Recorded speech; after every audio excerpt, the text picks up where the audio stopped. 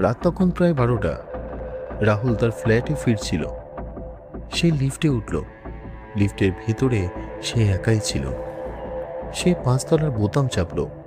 হঠাৎ লিফট নিজে থেকেই 7 তলায় থামল। কিন্তু 7 তলায় তো কেউ থাকে না। পুরো ফ্লোরটা খালি। লিফটের দরজা ধীরে ধীরে খুলল, কিন্তু বাইরে কেউ নেই। ঠিক তখনই লিফটের ভেতরে একটা ঠান্ডা বাতাস ঢুকলো। রাহুল ভয় পেয়ে দ্রুত ডোর ক্লোজ বোতাম টিপল।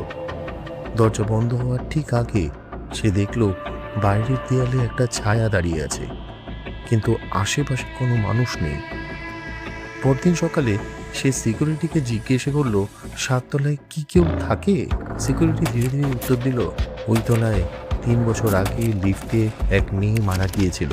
তারপর থেকে মাঝরাতে লিফট মাঝে মাঝেই নিচে থেকেই সেখানে থেমে যায়।